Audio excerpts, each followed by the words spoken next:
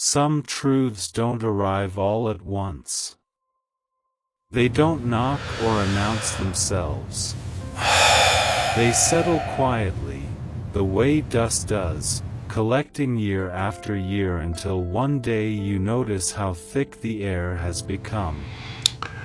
Aging has a way of sharpening that awareness. Memory stretches longer. Silence grows louder. And the things you once believed you were carrying easily begin to press down in ways you can no longer ignore. There is something I have not said to my children for most of their lives. Not because it was forbidden.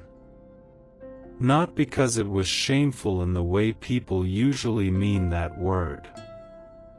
But because it felt safer to keep it folded inside me, wrapped in good intentions and careful reasoning. For a long time, I told myself that was enough.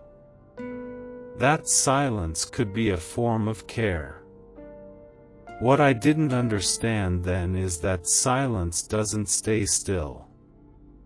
It ages with you. It gains weight. And one day, you realize you are no longer holding it, it is holding you.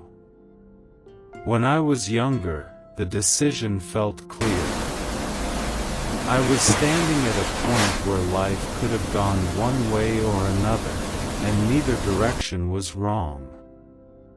One path held something I wanted deeply, something personal. Something that would have defined me in ways my children might never fully see. The other path offered stability, predictability, a kind of safety that didn't sparkle, but endured. I chose the second path. I told myself I was choosing responsibility. I told myself that wanting something wasn't the same as needing it, and that adults, real adults, learned the difference.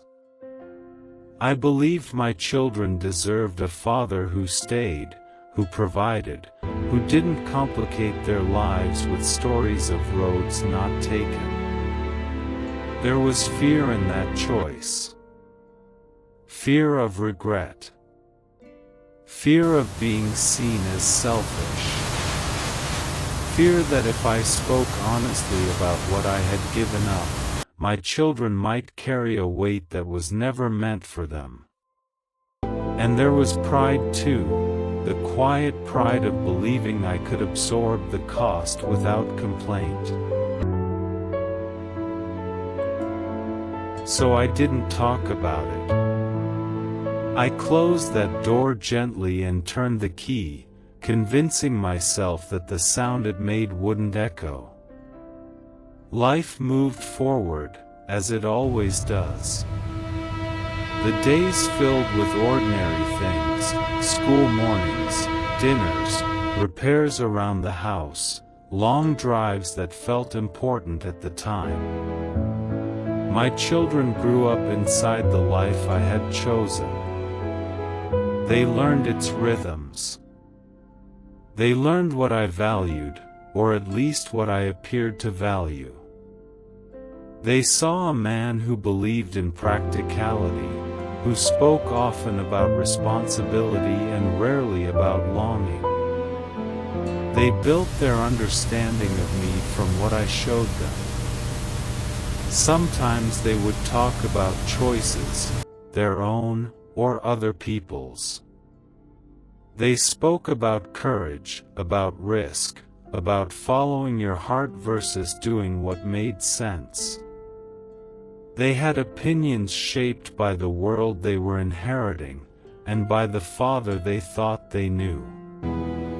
I listened carefully. I nodded. I offered advice that aligned with the version of myself I had presented. All the while, there was a quiet irony moving beneath those conversations. They admired the steadiness that came from a sacrifice they didn't know existed. They trusted the certainty of a man who had once stood in doubt and chosen silence over explanation. And I lived with the knowledge that their picture of me was accurate and incomplete. There were moments when the truth pressed hard enough that I thought it might surface on its own. I remember one evening when one of my children was facing a difficult decision. Not a crisis. Just one of those crossroads that look small until you're standing in it. They asked me how I had known which path to take when I was their age. The question was simple, honest, earnest. I felt the words rise up in me. I could have said, I didn't always know. I could have said, I chose what would keep everyone else steady. I could have opened the door just a little.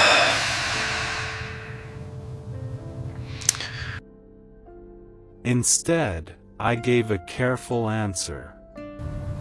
One that sounded wise and complete. One that avoided the truth without lying outright.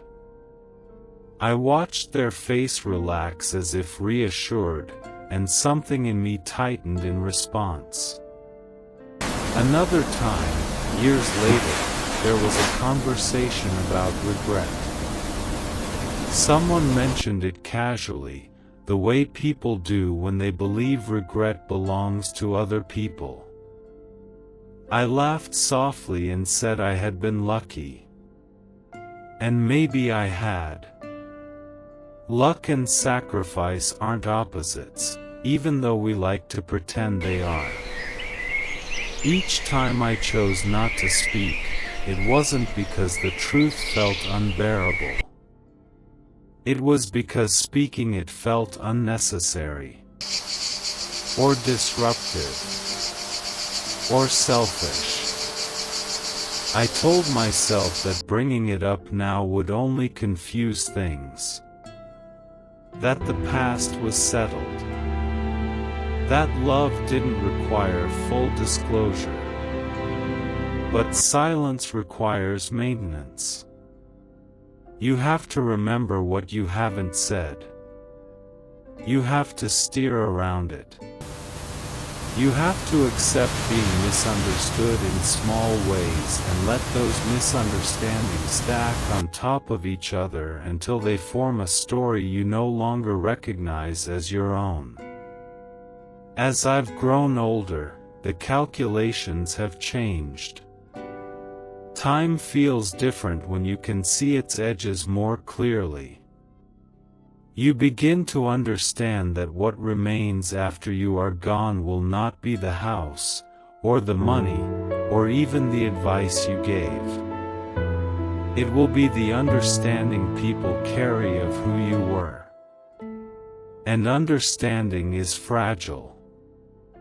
I think now about what my children know of me, and what they don't. I think about how they might explain me to someone else someday. I wonder whether the truth would deepen that understanding or fracture it. Whether honesty would feel like a gift or an intrusion. Do my children deserve the whole story of the man who raised them? Or do they deserve the piece of the story they already have?